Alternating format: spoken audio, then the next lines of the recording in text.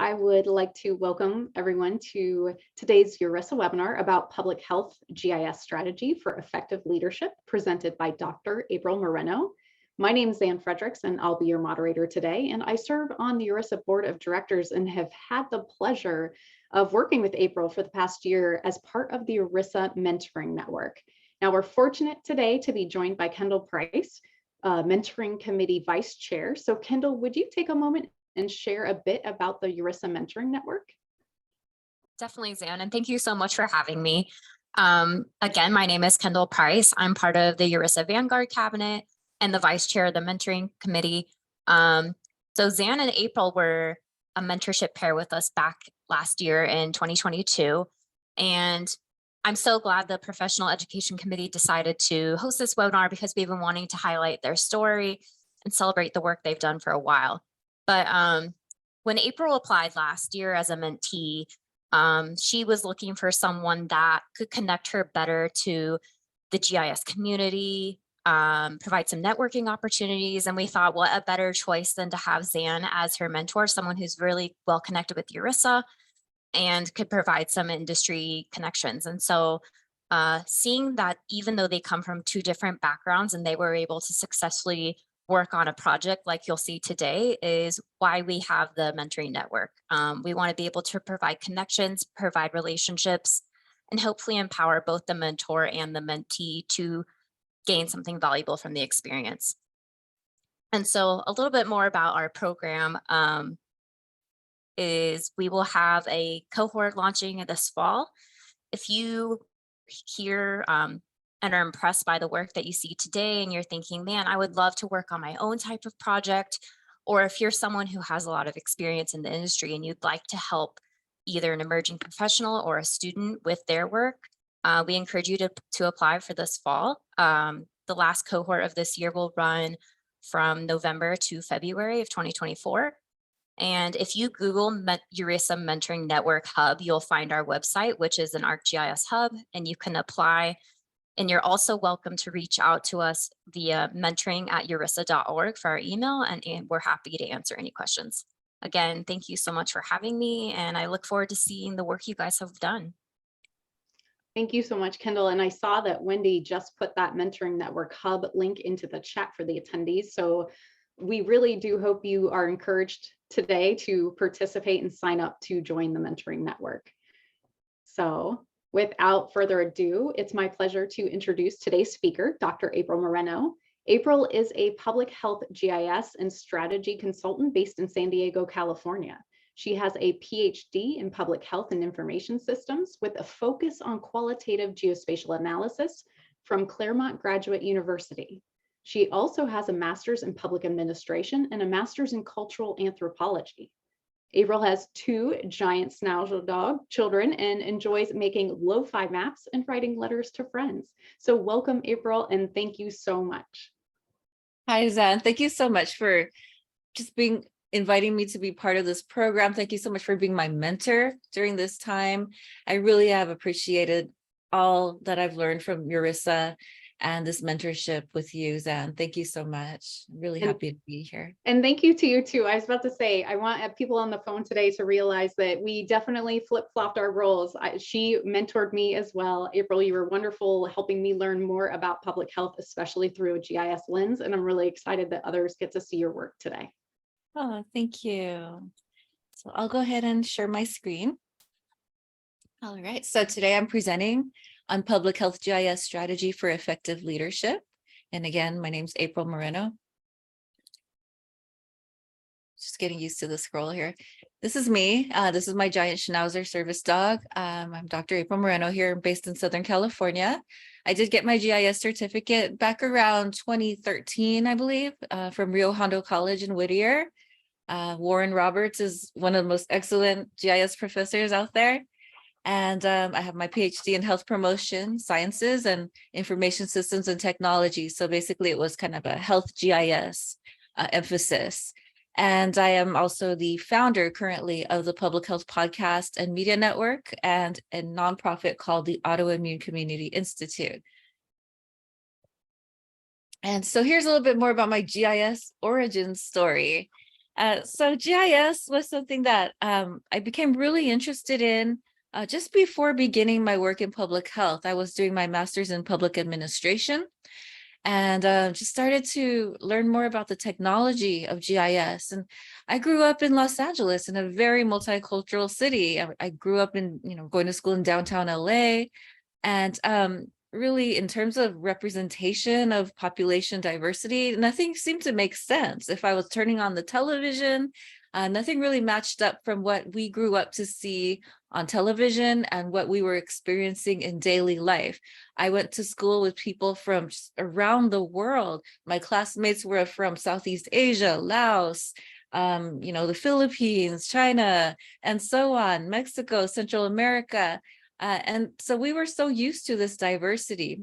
And myself being multicultural, Asian, and Latina, I was just really used to that. So understanding that very power of visualization and geographic representation very early on as a child is something that I realized was important before I became part of the professional world.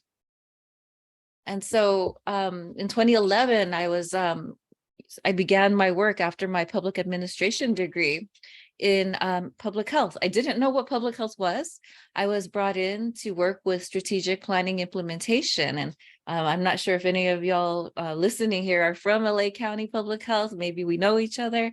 But I was one of the first 2 people in our public health department to learn GIS, to work with GIS. So that use of GIS became really exciting. It was like this buzzword for a little while. It was really cool to have GIS skills to share maps in public health. And that really began to increase in 2012, 2013. And then after several years, we've just found that it seems to have plateaued over the years in public health departments. And it seems like it is rarely used at this time yet for disease modeling. We don't talk a whole lot about spatial statistics. We really don't talk much about public health informatics even, and it rarely includes GIS in that conversation. Yet the use of GIS is growing pretty rapidly in other sectors. So what happened? So that's something I really want to talk about. What is going on? So GIS and data science, the very popular themes, they're highly focused on the technical process versus its value. So being able to communicate that value of GIS and data science is often placed on more of the technical processes. And then also project funding and technical training. Currently, in terms of GIS, less so with public health. It's very technologically focused and it seems to be pretty rare. Then there is this value of GIS in public health as a nice to have in many states, in many jurisdictions, many organizations. It seems like it's still kind of in a nice to have phase. And I'd love to hear other examples to the contrary, but this is a kind of what I've been seeing over the years since 2011. And the vision of public health GIS is still under development. It's still in also a technical command and control transactional state. So these are kind of the terms we learn in public administration, different types of leadership. It's kind of still, kind of very transactional, comes from the top down, explaining why we need to use maps. And it's still in need of strategic development. Here's one example of a map that exists pretty recently from the GIS map gallery. And, not to my surprise, there's people here that I know back from 2012, 2011, who worked on this map. And this is one of the newest ones that we can see on the GIS Esri map gallery. And that tells me, it kind of speaks to this kind of plateau of GIS development. So, people who work as epidemiologists and things, there's, it's great to see there's a few newer folks on here. But this one here is on comorbidities of tuberculosis and diabetes mellitus, and what they've seen in terms of trends on those comorbidities in the county of Los Angeles. So, seeing that they've used hotspot analysis, working with census tract data, And then they did the overlay with LA County Health District maps. So I don't have the full poster provided here, but here's one example of what things have been doing, what people have been doing. And it's great to see they've been using GIS or G, which is one of the spatial statistical methods we developed here, San Diego State. So it's great to see this as one of the more recent, 2015, actually 2017, one of the more recent map gallery examples of GIS for public health. I want to talk a little bit about the ideal scenario of what a GIS process could look like. So in terms of GIS strategic delivery, strategic planning, there's this cycle that can take place where you've got your GIS strategy in place. And we'll talk more about that through the use of technology, right? Through the use of maps, through the use of spatial statistics, spatial analysis, or even traditional statistical analysis, even just visual overlay of trends that are happening in your geographic region. And then the implementation of those findings and looking at those needs, what programs need to be developed, what emphasis needs to take place, what types of healthcare interventions need to happen based on that geographic information.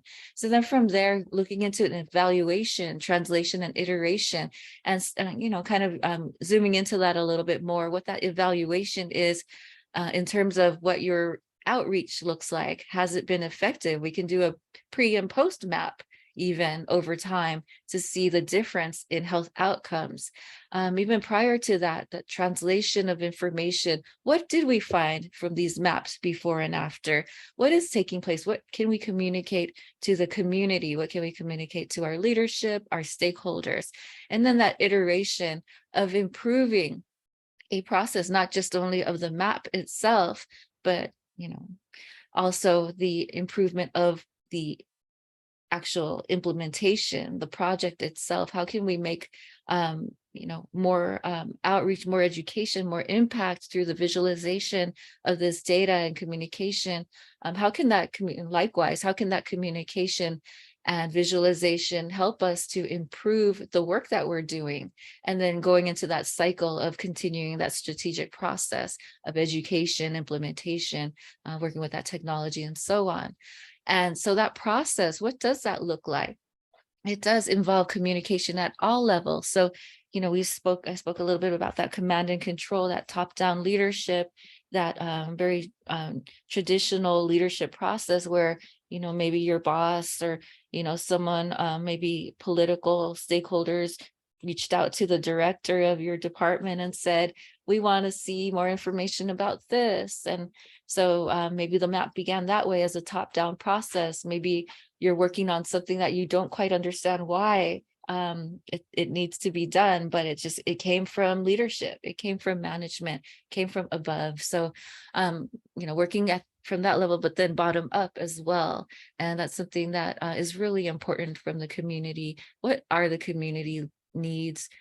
Being able to communicate with them, sharing that map, sharing a preliminary map, and seeing what features still need to be included, what data still needs to be included in that map. So top down, bottom up communication across all levels. Cross-sector collaboration is important as well. So we're no longer working in a vacuum, like we're working, in a silo.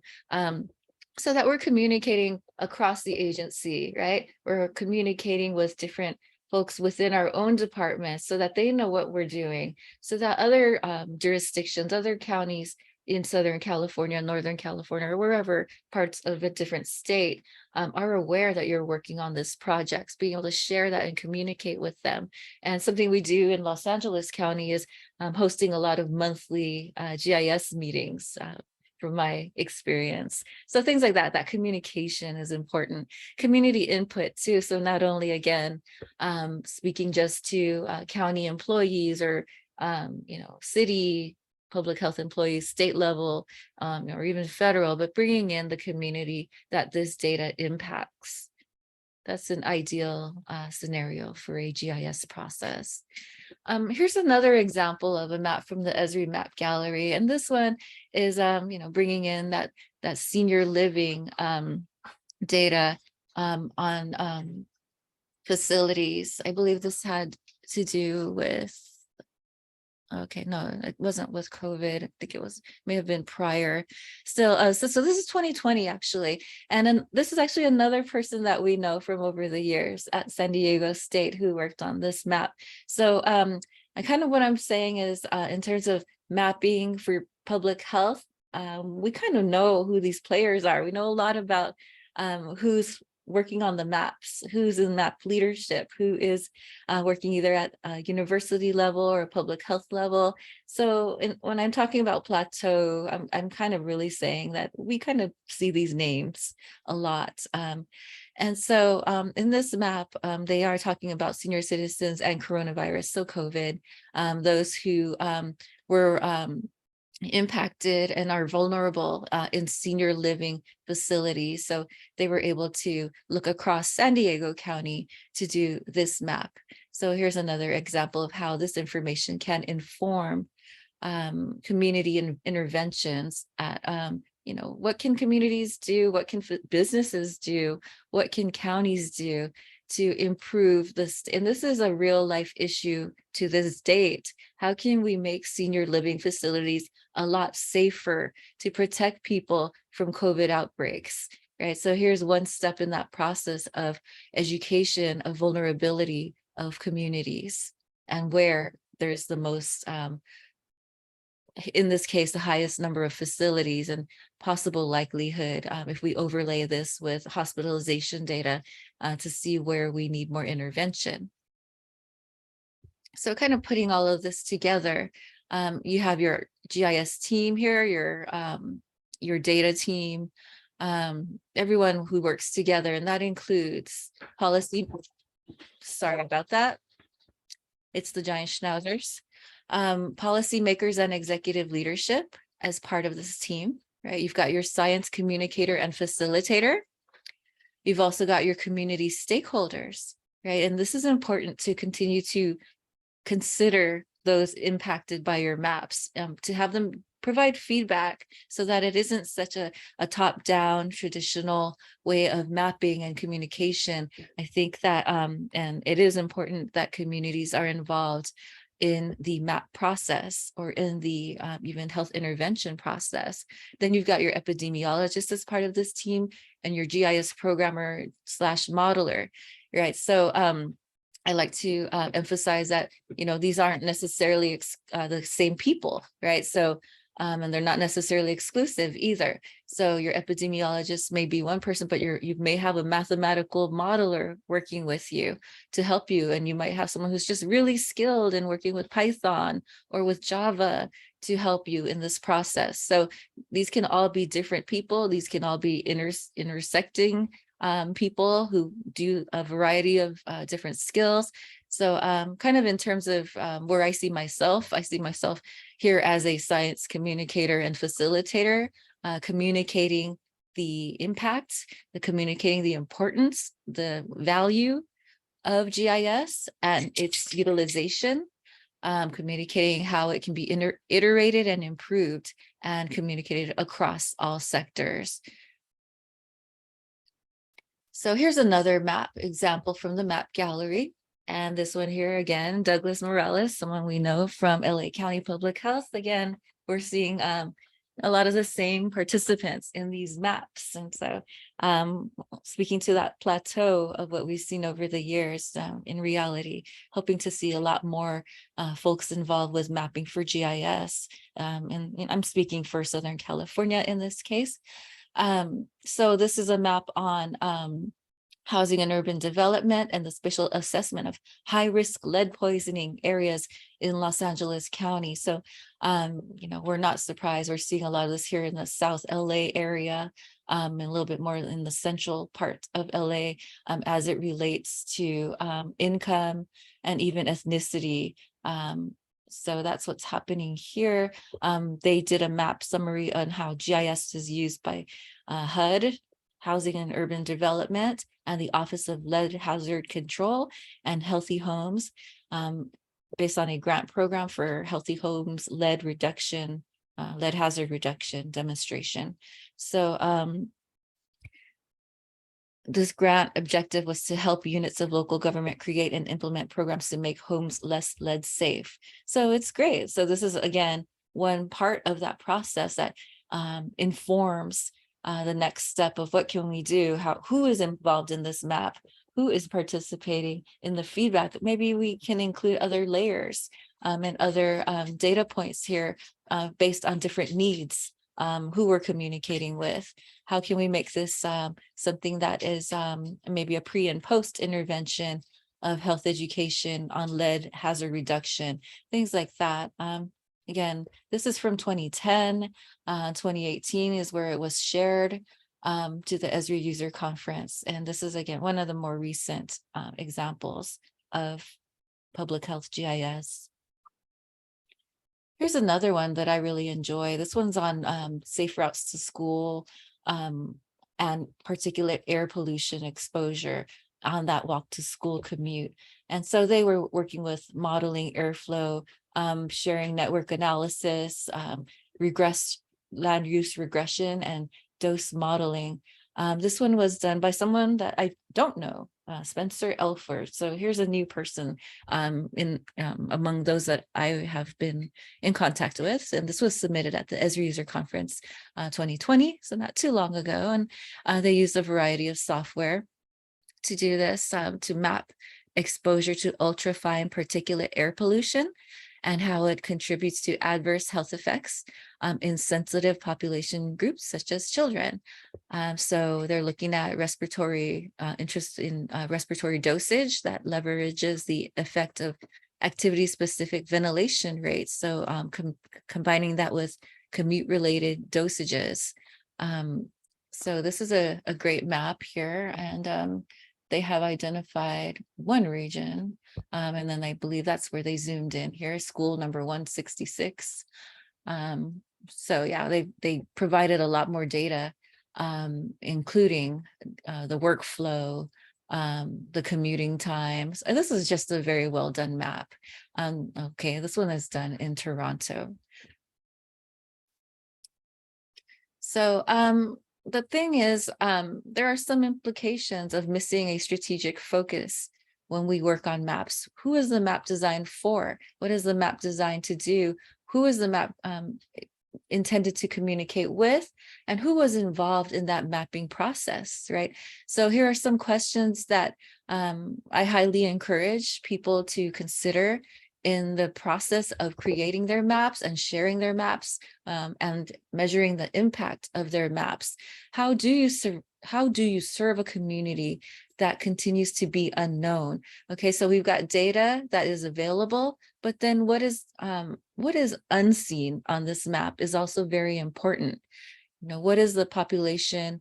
What are those different other health factors and health hazards that maybe have not been measured yet, or things that people have not considered? Maybe there's still no tools yet to measure those hazards. How do you visualize the breadth and depth of health challenges in underrepresented communities? How can we do that? How can we further communicate that? How can we further involve the communities to understand the overall, the broader picture and the context of what we need in terms of mapping data for underrepresented communities and representing and capturing the information that is crucial to them? Likewise, what is in plain sight that we have not observed yet? So what are we missing on these maps? What else can we include? And sometimes without thinking spatially, there are a lot of insights we're missing. And, Esri's recent slogan is, being able to see what others don't see. And that's great. But also, we can't change what we don't see. There are still things that remain unseen. And so, what are some of the recommendations for the future to shift our perspective for more awareness of a strategic process, including, top down, bottom up, and, community sector, people who are being impacted by these interventions, who are part of the community. Maybe there are factors and data on these maps that don't exist yet, that are important to these communities. So some of the things that I recommend that can be done to continue to increase the breadth and depth of maps, and to continue for leadership impact and for program effectiveness, include involving that literature review of health GIS trends and collaboration, and creating more for that literature review base. Continuing that increased use of GIS for more purposes. I'd love to see a few more names on there, people that I don't know. For example, for Southern California, I want to see names that don't exist. I want to see new and emerging GIS public health practitioners out there on the map gallery, sharing at APHA and other conferences. I want to see more culture change of thinking more spatially for public health, what that spatial analysis method is. So we saw one map with a GIS or GI or GIS or GI being used. Some of the geographic weighted regression, some of the other, types of spatial statistical methods. I'd love to see more maps involving those. And then also finding out how GIS contributes to creative solutions for public health. These are things that I perceive that the future can be for public health, and things that are needed really to increase the breadth and depth of serving our communities. Understanding that the social determinants are inherently spatial in nature as a foundation. That's a previous slide. And so, if you're interested in reaching out to discuss more about health IT, GIS, and strategy, you can reach out to me, April at aprilmorenoconsulting.com. And then also, we also do the Public Health Podcast and Media Network. So you can reach out to me on that as well. We've done several podcasts on GIS. Last year's Esri User Conference. Interviewed several people there in the healthcare space. So that is my presentation, and I'm available to answer any questions. Well, thank you so much, April. For anyone who joined us after introductions, we've just been listening to Dr. April Moreno share public health GIS strategy for effective leadership. So yes, let's open it up for questions. Please enter your questions into the chat. I see one we have is that we have a public health researcher on the line who's developed a web GIS tool. They struggle with marketing product to other researchers. What are your suggestions for that? Yeah, in terms of marketing the product to other researchers, I think that's excellent. We actually, I know I don't want to try to keep plugging myself, but I do want to share. We did a conference last month called it's the first Public Health Informatics and Technology Conference. And I'm really happy with that conference. We'll be doing it again next June. And it was a collaboration of public health agencies and universities and some small businesses as well. So, I would recommend highly that you continue to reach out to academic conferences and share your tool, share the capabilities that it has. And I think that's a great start. And, if you want to, that's why we created the podcast as well. So if you want to join us on our podcast, we can continue to help you share the word about your technology. But also, again, reaching out to researchers by sending emails out to, the webs. A lot of university websites have, you can email people directly, share with them, offer to meet with them. But also, I think the best place is at conferences. Fantastic. And I see quite a few comments. Would you be able to jump to your last slide again? People are interested in that podcast address. And Okay. also, would you say the conference name one more time? Sure. The conference was PHIAT, fiatconference.com, I believe. I believe it was .com. I can do a quick search right here. Okay. Fiatconference.com. Yeah, I'm 98% sure it's Okay. .com. Perfect. PHIAT conference. And it's, again, stands for Public Health Informatics and Technology. And we made sure that it included GIS for public health. That was a central focus. We invited Nanette Starr from Esri to come and speak about the future of GIS for health. Fantastic. And a quick question from the Q&A.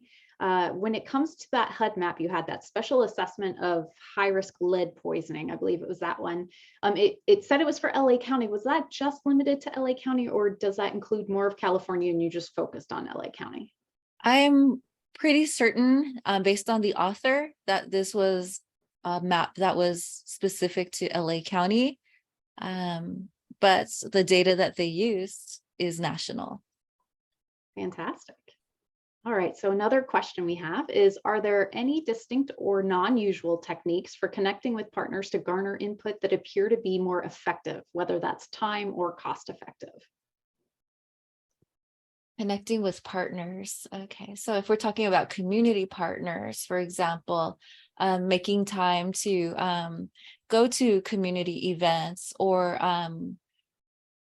yeah, I mean, it does take a little bit of creativity, definitely takes a little bit of trust to work with community stakeholders. But one way to start out with that would be to reach out to your local city or county public health department and see what types of upcoming meetings are taking place. You know, those seem to, a lot of them are open to the community. So if it's maybe a health fair, or maybe it's, oh, this is a great one. So here in San Diego, we have a lot on environmental assessment and land use meetings, right? Air quality meetings, and those are open to the public. And I mean, that would be an ideal place to share GIS education and GIS tools.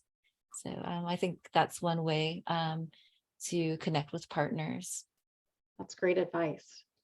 Another question is, what's the best course of action for a GIS professional to become HIPAA certified if there's a future plan for the GIS department to become integrated into an existing HHS department? Yeah, so I'm not too familiar with actual official HIPAA certification, what that looks like, but there are ways that you can use HIPAA standards.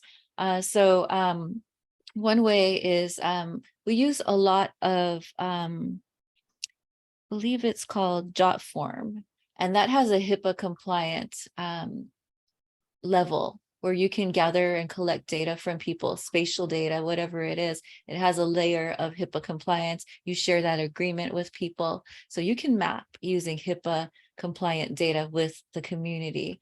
And then also HIPAA certification, I'm not sure what that official process would be, but if you were to work with an agency, there likely would be a signed agreement in place that they would provide to you to work with a clinic or health organization. But in terms of HIPAA compliance, yeah, just being clear that you're not sharing patient data with others. That's really what it's about, just not sharing a patient's diagnosis, patient's course of treatment without that agreement in place. Yeah, but I think, talking to SD Garrity at Esri Health and Human Services, that continues to be an emerging challenge, right? How do we continue to map data, maintaining privacy and de-identification? And I think there are definitely ways, like, the map that we're looking at right now, there's just no patient information here. But having worked in public health informatics, we do see that at some point data does become identifiable. So just making sure that you are able to mask, you don't want to be able to quickly identify the one person who has a rare disease who lives in this particular zip code. It would be very easy to find out who that person was. That's a really good point. The ethics are always, the ethics should always be centered to any of mapping that we do. And that really puts a fine point on the importance of that aspect. You've got a great compliment in the chat saying that thank you for this incredible presentation. It's very relevant. I hope you get to catch up with the chat. But the question is that they'll be looking at the map gallery for all the resources that you provided. Do you have any suggestions for additional resources? Really, in terms of existing maps, I I don't, but if, and I'm gonna go ahead and share this, although I'm not part of them anymore, maybe you're from there because I sent the notification out. The University of Notre Dame has a chronic disease GIS network. So I highly recommend that if you work for a public health organization and you work with GIS, join that network. It's at least 300 people now across the country. So I highly recommend that you network with them. They go to conference. They just came back from CSTE. It's a great way to connect and learn more about maps from across the country that people are doing for public health. That's a great point and a great resource. You showed so many great examples, and I wondered, as you were starting to dig into this presentation and get these examples, what was your experience? Did it take more digging than you expected? Were the examples more prolific than you expected? Just could you talk a little bit about that? Yeah, and I kind of like hinted at this a little bit over time, but yeah, I was a little disappointed, to be honest. And then as I speak to this plateau of GIS health, public health GIS, it really is evident that we're seeing a lot more in terms of like construction. The biggest trend now is indoor mapping, right? So we're seeing a growth in public utility mapping, a lot of other types of maps. But when it comes to public health, it's at this point where it's almost like it seems like a nice to have. And yeah, we need to see more maps out there. I think it's really important because I like to share in one of my GIS job interviews in the past, and I'd like to say the person who creates the map controls the narrative, right?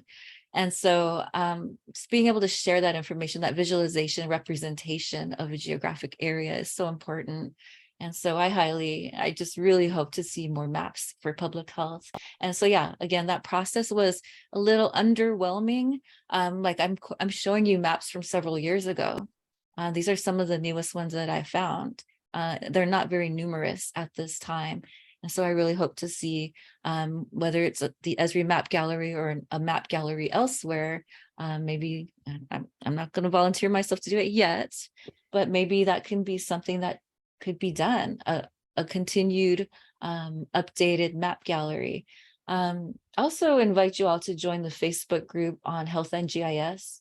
Would love to see more people sharing maps on there and having conversation. It's just called Health and GIS.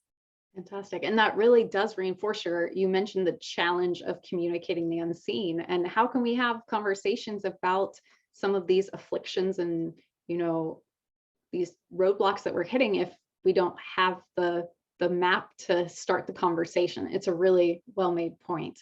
Another comment or question is something I've been thinking about recently is what I would recommend to local public health departments in rural areas, such as Western Kansas, that may lack resources to implement GIS technology. So with limited budgets, what would you recommend they invest in? Is it staffing, more software, third-party help? What are your recommendations there?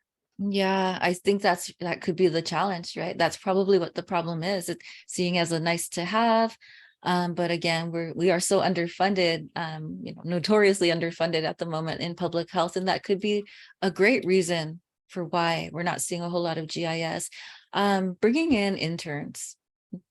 That's really the best way to do it. Bringing in student interns who have been trained in GIS, training them how to map the existing data sets that you work with in your department. I think that's one of the quickest and easiest ways to get this done, and then being able to communicate the effectiveness of these maps and how they've helped you in your workflow and your process. Ideally will help us to increase funding for GIS programmers, GIS staff. That's a great point. And that leads me to think too, you talked about the importance of communication in the GIS process, right? Both from top down and bottom up.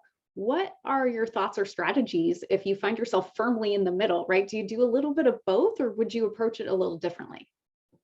I'm trying to envision this answer. Could you ask that again, or maybe rephrase it for me? Sure, certainly. So if you, instead of just top down or bottom up, sometimes you find yourself in the middle. So would you in order to be more effective in that communication of the GIS during the GIS process, would you adopt both strategies and both communicate down and up? Or do you think you'd approach that completely differently because you're kind of at a different, right? You're not at the top and you're not at the bottom. Yeah, I think I'm thinking about 2 or 3 different ways to answer that now. I think the Harvard Business Review had this great article on how to lead when you're not the one in charge. I really like that. Yeah, there's a couple of answers that I have for that. So some of us, especially I love Los Angeles County, just love the diversity of the county. Love that. I mean, I was talking to someone, there still aren't a whole lot of like Latinx epidemiologists in the department. Interviewed one of the few on one of my podcasts, but just loving the fact that we do exist.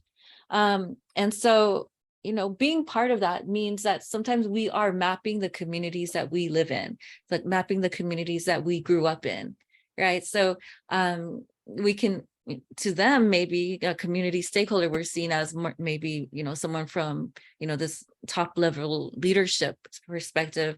But being in the middle is a great advantage because you understand the context, you understand what's going on, what the difficulties and challenges are. You understand that point where, of what we'd like to have, what we can have, or what we want to have versus what is actually feasible. Right. So it's a great place to be. It's the space where you kind of see all the different perspectives.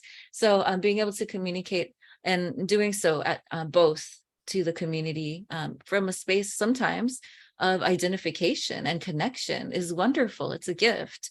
And then also being able to communicate to the people, those in charge, right? Those who have the key decision-making ability, being able to be both of that, and that intermediary is wonderful. I think it's a great great space to be in. It sounds like it, right? You benefit from the almost a 360-degree perspective. That's a neat way of looking at it. I like that. Yeah. Another question in the chat, 50 states were awarded the 2034-2304 cardiovascular health meeting. One requirement is to GIS map each state to the census tract level for COVID risk factors. Where can a non-GIS trained state coordinator turn for guidance on using online GIS mapping tools? Have you discovered any of those? Yeah, so yeah, they're talking about cardiovascular disease, and where a non-GIS trained state coordinator can turn to for guidance. There's a couple of things you can do. Community college is the place to be to learn your GIS. I can't speak enough. Like, I learned so much from my community college certificate that I took at night, but also, just kind of based on the things that I know, Esri has a great tutorial site. So that's really where you can go to learn the basics. And then asking for funding potentially from your department to take those community classes at night. I love it because they let you leave a little early, maybe your class starts at 3, you're able to do that if, they support your education. But then again, just look out for your local ERISA, right? Different organizations that provide tutorials. And there's some really great books out there. I think it's that like top 20 GIS essentials. That's a great book to start with. And then there's GIS for Health. There's some really great books out there, but I highly recommend, seeing if you can at least take an introductory GIS class through the community college. Again, Esri's tutorials are great too. Fantastic. And speaking of good resources, are there any particular LinkedIn groups that you follow for public health and GIS? Yeah, and I maybe I misspoke. I may have said Facebook, but that group is actually on LinkedIn, Health and GIS. And ERISA Vanguard Cabinet is on there too. Fantastic. I see Wendy Nelson. I hope people on the call are able to see her chat. She was talking about that we used to have a public health conference.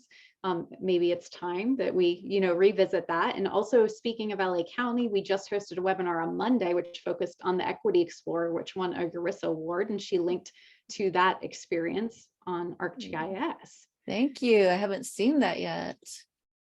Fantastic. And then again, I'm sorry, again, connecting to that University of Notre Dame Chronic Disease GIS network would be great too, because they do actually provide trainings and those are funded already in advance.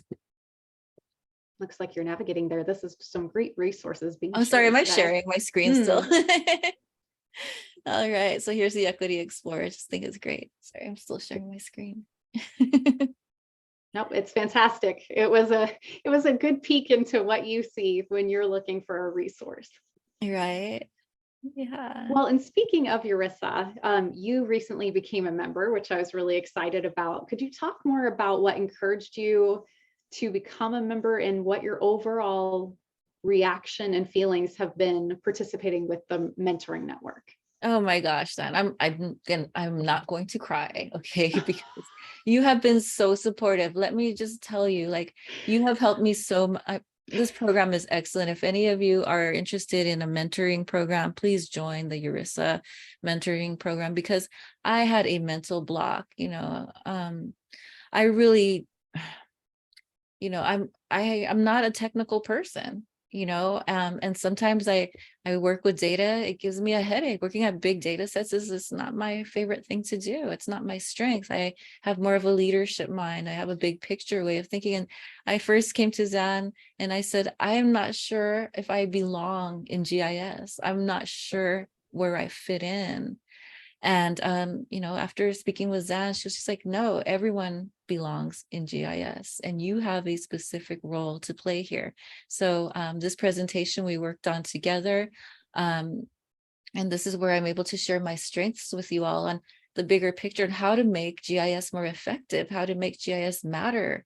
It's great to make maps, but being able to do this for impact and to make sure that communities feel included, that this data provides depth and breadth and context for an iterative purpose. And I just feel so much more confident in my space and my place in GIS now, Zan, after working with you. It's just been wonderful. And so I joined ERISA recently, and I love it. I love the support. I love the positivity. It's just a really wonderful organization. So thank you so much. Well, thank you for sharing your experience. It was, from my perspective, it was really enjoyable. I thoroughly enjoyed. We looked at different books on how to put together different presentations, especially from a storytelling aspect. It was such a good experience for me to learn more about public health, and also to provide, visual feedback, cartography and visualization. And also, but to your point, especially about, you felt like you didn't fit. It goes back to, I think, I love the way you said it, is like communicating the unseen. You weren't being seen. And I love that you were communicating, right? Like now you have this platform in order to be able to communicate and to be seen.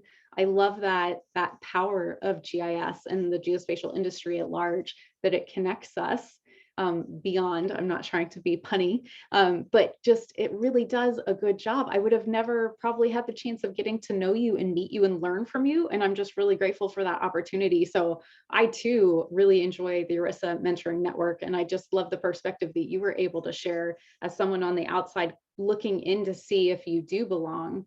I think we can't get much better than that. That's a wonderful, wonderful vote of confidence. Are there any additional questions for April? Please feel free to put them in the chat. We've got a little bit more time with her today. If you'd like to take advantage of having her on the line, she just entered the conference website into the chat. So I hope you're able to visit that. While we wait for any more questions to come in, April, any additional thoughts or recommendations you'd like to leave with people, especially as they are working with public health in GIS? Any food for thought or any recommendations you've got? Yeah, so some of my favorite experiences and most impactful experiences, again, I'm still sharing my screen, so I should stop. Some of my favorite and most impactful experiences have been where we did include a lot of these stakeholders in that process. It's so important. And so one map that we were able to do while I was a student at Claremont Colleges was this brownfields to health fields project. And so we were able to work with the EPA, with our university, with LA County and other Los Angeles County public health organizations for feedback on what is most important to include on this map application. Right, so that was really important because we could have created something just, from our own heads and then just shared it and said, here, choose a brownfield site and, purchase the site and build your hospital here or build your park here. But there were other features that they wanted to, understand before they made that decision. Distance to the next hospital or distance to, something else, or, what are the remaining environmental health concerns that may take place, looking at something like CalEnviro screen, for example, and, just seeing what other factors to consider before choosing a facility site. So just continuing to include stakeholders is really important. I 100% second that, engaging stakeholders, right? Because isn't that what we're doing this for, is to help others? And if you don't hear what they need or what their problem is, what they're trying to overcome, it's really difficult to make a tool or a map that they're going to use, right? I prefer the positive feedback cycle rather than the negative one where it just kind of, dies a slow death because nobody's using the application that you've spent time and effort putting together. I do see a comment in the chat, April, if you haven't seen it, I'm really proud of the work that the Kansas Department of Health and Environment did for their environmental public health tracking program. I know others on the call have seen this before, but there is a link in the chat for you to be able to peruse at your leisure, to have some list of examples that hopefully you could add those when you're giving your presentation in the future. So I'm really excited that that was shared. Thank you. Yes, I'm very excited about that. Well, I can't thank you enough, April, for taking the time today. We've been meeting for a while, and I'm just so grateful that you finally got the opportunity to share. I kept getting more and more excited every time we met and you made progress on your presentation. And I'm really glad that you had the opportunity to share it with everybody else. And I can tell by the information in the chat and the interaction we've had today that it's being received the way I expected it to. So it's a really great asset that both came out of the mentoring program, and now that you're a URISA member, that it's one other opportunity for URISA members to, get value out of their membership is through presentations like this. So we very much thank you for taking the time today to share what you've been able to put together. Thank you. And I'm here, I'm available to continue the conversation at URISA to work towards additional events for public health and GIS.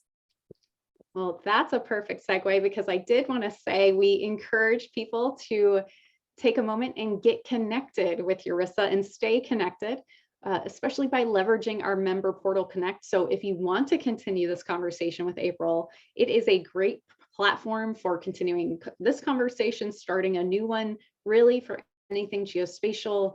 You can connect with all of the members, and it's a neat way of being able to either solicit some help or feedback, or, if you need a review of something, if you just have a question and you're not the subject matter expert, it really is a great way of being connected with the other URISA members. And then also a list of some upcoming URISA programs, including the next GIS Leadership Academy in Denver this December. Also, the GIS Pro 2023 Annual Conference in Columbus this October. And the next Exemplary Systems in Government webinar showcasing the Sussex County Dell DOT tracker, which will be in August. So we hope you take advantage of these educational opportunities and are really grateful that you took time out of your day to join us. This concludes the webinar. So thank you so much for your attendance and have a good day.